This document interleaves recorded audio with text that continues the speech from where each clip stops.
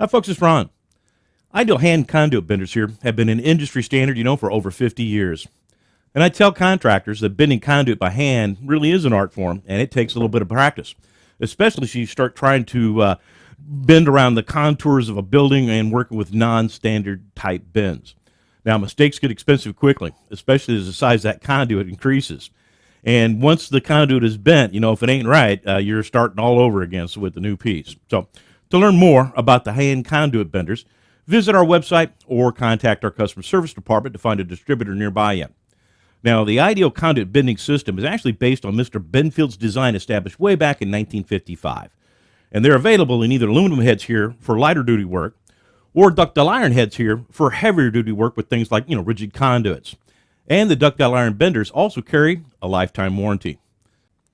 They're available in sizes for conduits that range from 1/2 inch up to 1 1/4 inch EMT and up to 1 inch rigid or IMC conduits. The rugged steel handles offer long-term durability, and the baked-on blue enamel finish resists corrosion and enhances the bender's visibility so you can actually go find it in the back of that truck of yours. The ideal bender boot, sold separately, can be added to the handle of any 1/2 inch or 3/4 inch bender and provides a non-skid surface that prevents the handle from slipping on the floor when bending in the air. Now, each bender comes with a convenient offset bending guide on the handle, and another bender guide is included on how to make all the other basic bends. The bender heads are reinforced at stress points for longer life, and the raised markings are cast into the bender body on both sides for easy visibility when you're working with the bender out into the field. The deeply serrated step on the back of the bender helps prevent slippage when applying force with your foot to the bender. And the internal surface of the hook is grooved and helps prevent the conduit from slipping when bending, and the flat hook provides a stable starting point. Now, electricians use them to bend conduit when installing electrical circuits in a building. Apprentices are taught to make 4 basic bends, and by using a combination of those bends, they can install the conduit correctly for those electrical services. The stub bend is the most common of those bends and is used to create a single 90-degree change in the direction of the conduit.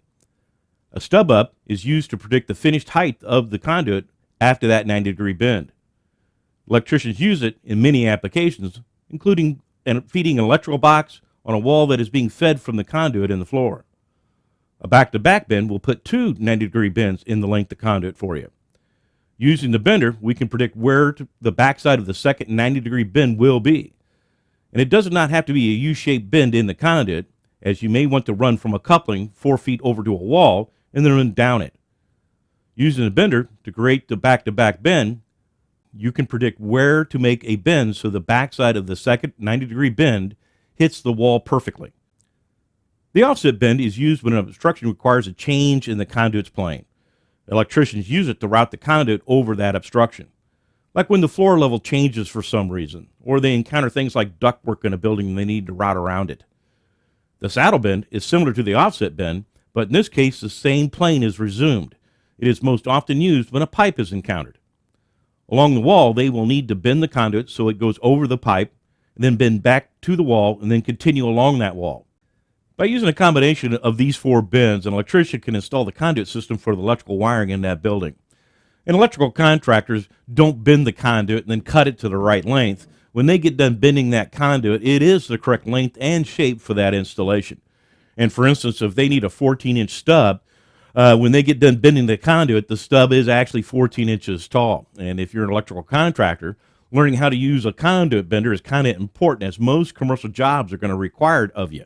Now, once you become good at it, you can save yourself a lot of time and effort when installing those electrical services, and not to mention your value on that job site has just gone up as well.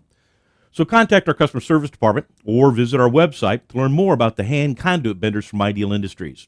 Hey, thanks for watching, folks. I'm Ron with Ideal, and I'll see you on the next one.